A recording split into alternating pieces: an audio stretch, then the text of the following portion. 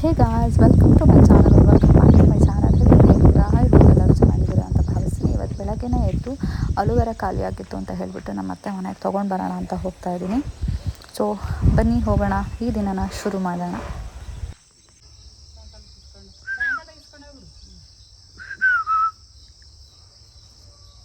ಏನಂತ ಇದ್ರ ಹೆಸರು? ಅಯ್ಯೋ ಓಡೋಗ್ಬಿಡ್ತು. ಬರೋ ಇಲ್ಲಿ, ಬಾರೋ ಇಲ್ಲಿ, ಬಾರೋ ಇಲ್ಲಿ, ಏನು ಮಾಡಲ್ಲ, ಬಾರೋ ಇಲ್ಲಿ.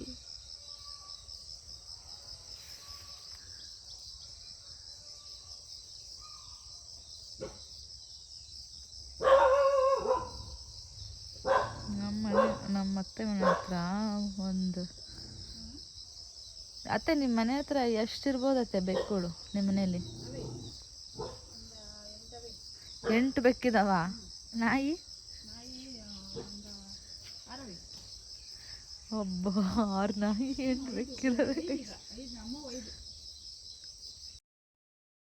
ನಮ್ಮತ್ತೆ ಅಲುವೆರಾನ ಕಿತ್ಕೊಟ್ರು. ಆ ಅಲುವೆರಾನೆಲ್ಲ ತೊಗೊಂಡು ನಾನು ಮನೆಗೆ ಹೋಗ್ತಾ ಇದ್ದೀನಿ. ಇವಾಗ ಸ್ವಲ್ಪ ಜಾಸ್ತಿನೇ ತೊಗೊಂಡಿದ್ದೀನಿ, ಯಾಕೆ ಅಂದರೆ ಎವ್ರಿ ಡೇ ನಾನು ಬಂದು ಇಲ್ಲಿ ಕಿತ್ಕೊಂಡು ಹೋಗೋಕ್ಕಾಗಲ್ಲ. ನಮ್ಮತ್ತೆಗೆ ಬೇರೆ ಕೆಲಸ ಇರುತ್ತೆ, ಎಲ್ಲರೂ ತೋಟಕ್ಕೆಲ್ಲ ಹೋಗಿದ್ರೆ ನಾನು ಹುಡ್ಕೊಂಡು ಕಿತ್ಕೊಂಡು ಬರೋಕ್ಕಾಗಲ್ಲ ಅಂತ ಹೇಳಿ ನಾನು ಇವಾಗ ಕಿತ್ಕೊಂಡು ಹೋಗ್ತಾ ಇದ್ದೀನಿ. ದಿಶಾ ಸಿಕ್ಕಿದ್ಲು. ಯಾಕೆ ದಿಶಾ?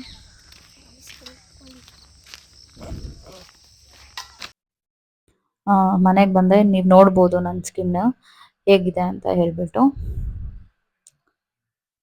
ಇಷ್ಟು ಪೋರ್ಷನ್ ಸಾಕು ಅನಿಸುತ್ತೆ ನನಗೆ. ಒಂದು 2 ಇಂಚ್ 3 ಇಂಚಷ್ಟು ಅಲೋವೆರಾನ ತಗೊಂಡು ಅದನ್ನ ಈ ಥರ ಓಪನ್ ಮಾಡಿ ಅದರೊಳಗಡೆ ಏನು ಪಲ್ಪ್ ಇರುತ್ತಲ್ಲ ಅದನ್ನು ಇವಾಗ ನಾನು ಮಸಾಜ್ ಮಾಡ್ಕೊಳ್ತಾ ಇದ್ದೀನಿ. ಆ್ಯಕ್ಚುಲಿ ಇದು ಡ್ಯಾಂಡ್ರಫ್ಗೆ, ಸ್ಕಿನ್ಗಷ್ಟೇ ಅಲ್ದಲೆ ನಮ್ಮದು ಹೇರ್ದು ಫಾಲ್ ಆಗೋದಕ್ಕೆ, ಹೇರಲ್ಲಿ ಡ್ಯಾಂಡ್ರಫ್ ರಿಮೂವ್ ಮಾಡೋದಕ್ಕೆ ಎಲ್ಲದಕ್ಕೂ ಯೂಸ್ ಆಗುತ್ತೆ. ನಾನು ಮೊದಲೆಲ್ಲ ಕೂದಲಿಗೆ ಜಾಸ್ತಿ ಹಚ್ತಾ ಇದ್ದೆ, ಇವಾಗ ಲೇಝಿ ಆಗಿಬಿಟ್ಟಿದ್ದೀನಿ. ಎಣ್ಣೆನೇ ನಾನು ಹಚ್ಕೊಳ್ಳೋಕ್ಕೆ ಇಷ್ಟಪಡಲ್ಲ, ಯಾರ ಕೈಲಾದರೂ ಹಚ್ಚಿಸ್ಕೊಳ್ಳೋಕ್ಕೆ ಭಾಳ ಇಷ್ಟ ನನಗೆ. ಈಗ ಇದನ್ನ ಯಾರಾದರೂ ಹಚ್ಚೋರು ಸಿಕ್ಕಿದ್ರೆ ಡೆಫಿನೆಟಾಗಿ ಹಚ್ಚಿಸ್ಕೊತೀನಿ. ಯಾರೂ ಹಚ್ಚೋರು ಸಿಗ್ತಾ ಇಲ್ಲ. ಎಣ್ಣೆನೇ ದಿಶನ್ನ ಕಾಡಿಬೇಡಿ ಹಚ್ಚು ಅಂತ ಹಚ್ಚಿಸ್ಕೋಬೇಕು, ಹಾಗಾಗ್ಬಿಟ್ಟಿದೆ. ಹಿಂಗೆ ನಾನು ಮಸಾಜ್ ಮಾಡ್ಕೊತಾ ಇದ್ದರೆ, ಮುಟ್ಕೊಳ್ತಾ ಇದ್ದರೆ ಚಿಕ್ಕ ಚಿಕ್ಕ ಪಿಂಪಲ್ಸ್ ಎಷ್ಟು ಕಾಣಿಸ್ತಾ ಇದೆ ನೀವು ನೋಡ್ಬೋದು. ನಾನು ಫುಲ್ ಬ್ರೀತಿಂದ ಹೇಳ್ಕೊಂಡೆ, ಬಿಕಾಸ್ ನನಗೆ ದಪ್ಪ ಆಗಿದ್ದೀನಿ, ಅದಕ್ಕೆ ಕ್ಯಾಮ್ರಾದಲ್ಲಿ ಗೊತ್ತಾಗ್ತಾ ಇದೆ ನನಗೆ. ಅದನ್ನು I was feeling in that moment. ಮತ್ತು ಡಯಟ್ ಜರ್ನಿ ಕೂಡ ಸ್ಟಾರ್ಟ್ ಮಾಡಬೇಕು. ನಾನು 65ಇಂದ 53ಗೆ ನನ್ನ ವೆಯ್ಟ್ನ ರೆಡ್ಯೂಸ್ ಮಾಡಿದ್ದೆ. ಆಲ್ಮೋಸ್ಟ್ 52.5 ಅಂದ್ಕೊಳ್ಳಿ, ಅಷ್ಟು ನಾನು ವೆಯ್ಟ್ನ ರೆಡ್ಯೂಸ್ ಮಾಡಿದ್ದೆ. ಇವಾಗ ವೆಯ್ಟ್ ತುಂಬ ಜಾಸ್ತಿ ಆಗಿಬಿಟ್ಟಿದೆ. ಸೊ ಹಾಗಾಗಿ ವೆಯ್ಟ್ನ ಕಮ್ಮಿ ತುಂಬ ಜಾಸ್ತಿ ಇನ್ ದ ಸೆನ್ಸ್ ಒಂದು 55-56ಗೆ ಬಂದಿದ್ದೀನಿ. ಒಂದು 3-4 kgs ಜಾಸ್ತಿ ಆಗಿರೋದ್ರಿಂದ ನಾನು ವೆಯ್ಟ್ನ ರೆಡ್ಯೂಸ್ ಮಾಡಬೇಕು. ಇವಾಗ ಮಸಾಜ್ ಮಾಡ್ಕೊಂಡಿದ್ದೆಲ್ಲ ಆಯಿತು.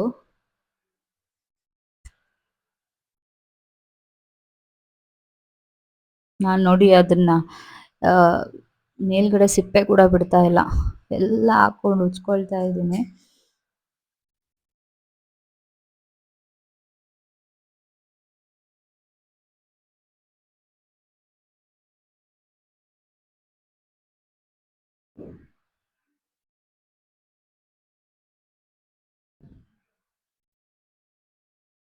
ಆಮೇಲೆ ವಾಶ್ ಮಾಡ್ಕೊಂಡು ಬರೋಣ ಅಂತ ಹೇಳ್ತಾ ಇದ್ದೀನಿ. ಸೊ ಇದು ಆಫ್ಟರ್ 2-3 ಮಿನಿಟ್ಸ್ ನಂದು ಸ್ಕಿನ್ ಹೀಗೆ ಕಾಣಿಸ್ತಾ ಇದೆ. ಯಾವುದು ಇನ್ಸ್ಟೆಂಟ್ ರಿಸಲ್ಟ್ ಇರಲ್ಲ ಗೈಸ್, ಟು ಬಿ ಫ್ರ್ಯಾಂಕ್. ಅದಾದಮೇಲೆ ತಿಂಡಿ ಮಾಡಬೇಕಿತ್ತು. ಕರಿಬೇವಿನ ಸೊಪ್ಪು ಕಿತ್ಕೊಳ್ಳೋಕ್ಕೆ ಅಂತ ಬಂದೆ. ಕಿತ್ಕೊಳ್ಳೋ ಟೈಮಲ್ಲಿ ಇರುವೆಕಾಯಲ್ಲೆಲ್ಲ ಚೆನ್ನಾಗಿ ಕಚ್ಚಿಸ್ಕೊಂಡ್ಬಿಟ್ಟೆ ನಾನು, ಗೊತ್ತಾಗಿಲ್ಲ. ಏನು ಕರಿಬೇವಿನ ಸೊಪ್ಪು ಅಂತ ಅಂದರೆ ಚಿತ್ರಾನ್ನ ಮಾಡಬೇಕಿತ್ತು. ಅದಕ್ಕೆ ಇದು ಡ್ರೈ ಆಗೋ ಒಳಗಡೆ ನಾನೆಲ್ಲ ಚಾಪ್ ಮಾಡಿ ಇಟ್ಕೊಂಡ್ಬಿಟ್ರೆ ನನಗೆ ಗೊಜ್ಜು ಮಾಡಲಿಕ್ಕೆ ಟೈಮ್ ಸಿಗುತ್ತೆ ಅಂತ ಹೇಳಿಬಿಟ್ಟು ಎಲ್ಲ ಚಾಪ್ ಮಾಡ್ಕೊಂಡಿದ್ದೀನಿ. ಆನಿಯನ್ನು, ಗಾರ್ಲಿಕ್ಕು, ಮೆಣಸಿನ್ಕಾಯಿ, ಸಾಸಿವೆ, ಜೀರಿಗೆ, ಕಡಲೆಬೇಳೆ ಇಷ್ಟು, ಮತ್ತು ಕರಿಬೇವಿನ ಸೊಪ್ಪು ಒಗ್ಗರಣೆಗೆ ಇಷ್ಟು ಬೇಕಿದೆ. ಅದನ್ನೆಲ್ಲ ರೆಡಿ ಮಾಡಿಕೊಂಡೆ. ಅಷ್ಟರಲ್ಲಿ ನಂದಿದು ಸ್ಕಿನ್ ಎಲ್ಲ ಡ್ರೈ ಆಗಿತ್ತು. ಅದನ್ನು ವಾಶ್ ಮಾಡ್ಕೊಳ್ಬೇಕು. ಡ್ರೈ ಆದಮೇಲೆ ಈ ಥರ ಕಾಣಿಸ್ತಾ ಇದೆ ಇದು.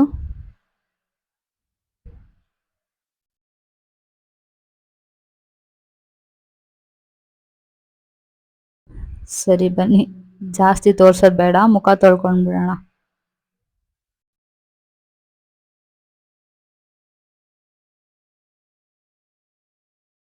ಮುಖ ತೊಳ್ಕೊಳ್ತಾ ಇದ್ದೀನಿ. ಇಲ್ಲಿ ಅದು ಅಲೋವೆರಾದು ಏನು ಲೋಳೆ ಲೋಳೆ ಥರ ಇದೆಯಲ್ಲ, ಎಷ್ಟು ತೊಳೆದ್ರೂ ಹೋಗ್ತಾನೆ ಇಲ್ಲ. ಆ್ಯಂಡ್ ಮೋರ್ ಓವರ್ ನಾವು ಫೇಸ್ ವಾಶ್ ಮಾಡುವಾಗ ಯಾವುದೇ ಫೇಸ್ ವಾಶ್ ಆಗಲಿ ಸೋಪ್ ಆಗಲಿ ಯೂಸ್ ಮಾಡಬಾರ್ದು. ನಾನು ಕೂಡ ಯೂಸ್ ಮಾಡಿಲ್ಲ. ಇದು ಆಫ್ಟರ್ ವಾಶ್.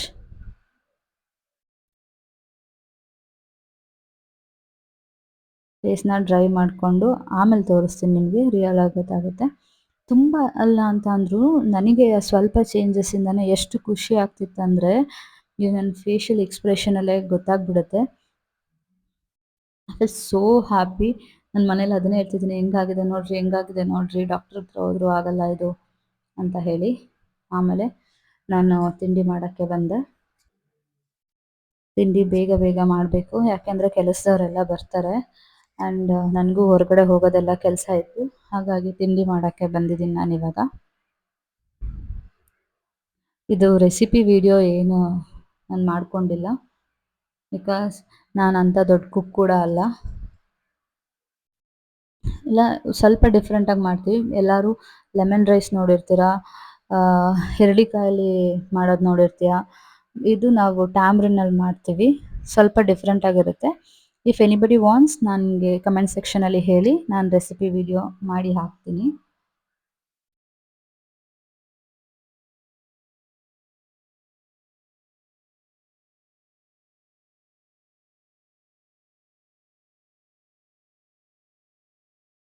ಈ ಥರ ಹುಣಸೆ ಹಣ್ಣನ್ನ ನೆನೆಸಿಟ್ಕೊಬೇಕು. ಲಾಸ್ಟಿಗೆ ಎಲ್ಲ ಒಗ್ಗರಣೆಲಿ ಅದು ಬೆಂದಾದಮೇಲೆ ಲಾಸ್ಟಿಗೆ ಹುಣಸೆ ಹಣ್ಣು ಹಾಕಬೇಕು. ಹುಣಸೆ ಹಣ್ಣು ಹಾಕಿ ಕುದಿಸ್ಬೇಕು. ಅದನ್ನು ಮಾಡಿಟ್ಟಾದಮೇಲೆ ನಾನು ರೆಡಿ ಆಗಕ್ಕೆ ಬಂದೆ ಗೈಸ್, ಬಿಕಾಸ್ ನನಗೆ ಆಚೆ ತುಂಬ ಕೆಲಸ ಇತ್ತು, ಹಾಗಾಗಿ ರೆಡಿ ಆಗಕ್ಕೆ ಬಂದೆ. ಆವಾಗಲೇ ನಾನು ಯಾವುದೇ ಫೇಸ್ ವಾಶ್ ಆಗಲಿ ಸೋಪ್ ಆಗಲಿ ಬಳಸಿರಲಿಲ್ಲ ಫೇಸ್ ವಾಶ್ ಮಾಡುವಾಗ. ಸೊ ಹಾಗೆ ಮತ್ತೆ ಇನ್ನೊಂದು ಸಲ ವಾಶ್ ಮಾಡ್ಕೊಂಡು ಬಂದೆ.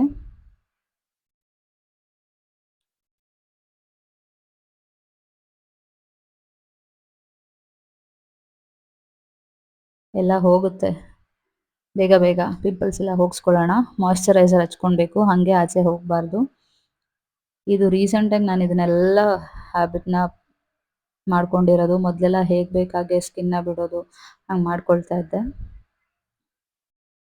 ನಾನಿಲ್ಲೂ ಡಾಕ್ಟರ್ ಸಜೆಸ್ಟೆಡ್ನ ಮಾಯ್ಶ್ಚರೈಸರ್ನೇ ಯೂಸ್ ಮಾಡ್ತಾಯಿದ್ದೀನಿ, ಹಾಗಾಗಿ ನಾನು ಇದನ್ನು ನಿಮಗೆ ಸಜೆಸ್ಟ್ ಮಾಡ್ಬೋದೋ ಇಲ್ವೋ ನನಗೆ ಗೊತ್ತಿಲ್ಲ. ಸೊ ನಂದು ಆಯಿಲಿ ಸ್ಕಿನ್ ಆಗಿರೋದ್ರಿಂದ ಇದು ನನಗೆ ಸೂಟ್ ಆಗಿದೆ, ಬಟ್ ಡ್ರೈ ಸ್ಕಿನ್ ಅವ್ರಿಗೆ ಇನ್ನೂ ಚೆನ್ನಾಗಿ ಸೂಟ್ ಆಗುತ್ತೆ ಅಂತ ಅನಿಸುತ್ತೆ. ನಾನು ಯೂಸ್ ಮಾಡಾದ್ಮೇಲೆ ನಾನು ಒನ್ ಆಫ್ ಮೈ ಫ್ರೆಂಡಿಗೆ ಹೇಳಿದ್ದೆ, ಅವಳದು ಡ್ರೈ ಸ್ಕಿನ್ ಇದೆ, ಅವಳಿಗೆ ನನಗಿನ್ನ ತುಂಬ ಚೆನ್ನಾಗಿ ಇದು ವರ್ಕ್ ಆಗ್ತಾ ಇದೆ. ಆ್ಯಂಡ್ ಸನ್ಸ್ಕ್ರೀನ್ ದಯವಿಟ್ಟು ಯಾರು ಕೂಡ ಸ್ಕಿಪ್ ಮಾಡಬೇಡಿ ಆಚೆ ಹೋಗ್ತಿರೋರು. ನನ್ನ ಸ್ಕಿನ್ ಏನು ಹಾಳಾಗಿದೆ ಅದೆಲ್ಲ ಬಿಕಾಸ್ ಆಫ್ ಸನ್ ಎಕ್ಸ್ಪ್ಲೋಷರೇನೆ. ನಾನು ಸನ್ಸ್ಕ್ರೀನ್ನ ಯೂಸ್ ಮಾಡ್ತಾನೆ ಇರಲಿಲ್ಲ. ಒಂದು ಸನ್ಸ್ಕ್ರೀನ್ನ ಯೂಸ್ ಯಾಕೆ ಮಾಡ್ತಾ ಇರಲಿಲ್ಲ ಅನ್ನೋದಕ್ಕೆ ಹೇಳ್ತೀನಿ.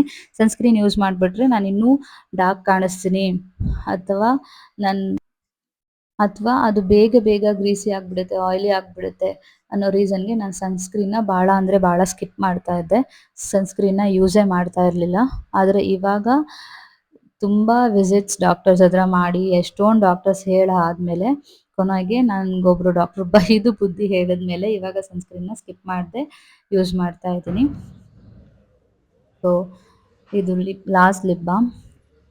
ಇನ್ನೇನಿಲ್ಲ, ಲಿಪ್ ಬಾಮ್ ಹಚ್ಕೊಂಡು ಆಚೆ ಹೊರಟ್ಬಿಡೋದೇ ಕೆಲಸ.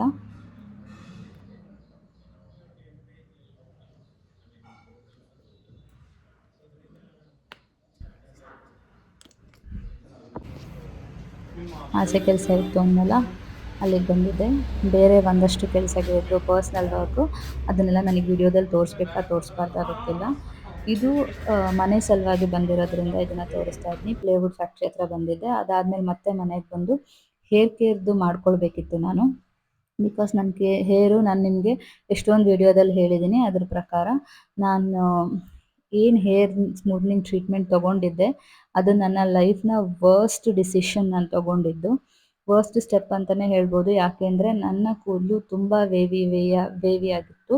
ಆ್ಯಂಡ್ ತುಂಬ ಬೌನ್ಸಿ ಎಷ್ಟು ಚೆನ್ನಾಗಿತ್ತಂದರೆ ನನ್ನ ಕೂದಲು ನಮ್ಮ ಮನೆಯವರೆಲ್ಲ ಹೇಳ್ತಾ ಇದ್ರು ಕೂದಲು ಚೆನ್ನಾಗಿದೆ ಚೆನ್ನಾಗಿದೆ, ಹೇರ್ ಕಟ್ ಮಾಡಿಸ್ಬೇಡ ಅಂತ ಯಾವಾಗಲೂ ಬೈತಾ ಇದ್ರು. ಆದರೆ ನಾನು ಹೇರ್ ಕಟ್ ಮಾಡೋದು ಹಾಳಾಗಿ ಹೋಗಲಿ, ಸ್ಮೂತ್ನಿಂಗ್ ಮಾಡಿಸ್ಬಿಟ್ಟು ನಾನು ಈ ಥರ ಆಗುತ್ತೆ ನನ್ನ ಹೇರ್ ಅಂತ ನಾನು ಎಕ್ಸ್ಪೆಕ್ಟು ಮಾಡಿರಲಿಲ್ಲ. ಇದು ಲಾರಿಯಲ್ ಪ್ಯಾರಿಸ್ ಕಂಪ್ನಿದು ಒಂದು ಹೇರ್ ಮಾಸ್ಕ್ ಸ್ಪಾ ಪ್ಯಾಕ್ ಏನಿರುತ್ತಲ್ಲ ಅದನ್ನು ಸ್ಪಾ ಕ್ರೀಮ್ನ ಹಚ್ಕೊಳ್ತಾ ಇದ್ದೀನಿ. ಇದನ್ನು ಸ್ವಲ್ಪ ವೆಟ್ ಟವಲ್ ಅಲ್ಲಿ ನಾವು ಒರೆಸ್ದಾಗ ಎಷ್ಟು ವೆಟ್ ಇರುತ್ತಲ್ಲ ಹೇರು, ಅಷ್ಟು ವೆಟ್ ಇರೋ ಅಂಥ ಹೇರ್ಗೆ ಮತ್ತು ಸ್ಕಾಲ್ಪ್ಗೆ ಎರಡಕ್ಕೂ ಹಾಕಿಬಿಟ್ಟು ಚೆನ್ನಾಗಿ ಮಸಾಜ್ ಮಾಡ್ಕೊಬೇಕು. ಅದಾದಮೇಲೆ ನಾನು ಸ್ನಾನ ಮಾಡಿಕೊಂಡೆ. ಆಗಲೇ ಲೇಟ್ ಆಗಿಬಿಟ್ಟಿತ್ತು. ದಿಶಿಂಗೆ ಹುಷಾರಿರಲಿಲ್ಲ ಗೈಸ್. ದಿಶನ್ನ ಹಾಸ್ಪಿಟಲ್ಗೆ ಕರ್ಕೊಂಡು ಹೋಗಿ ಬಂದೆ.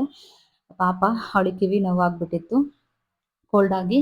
ಇವತ್ತಿನ ವಿಡಿಯೋ ಇಷ್ಟ ಆಗಿರುತ್ತೆ guys. If you guys like this please share and comment.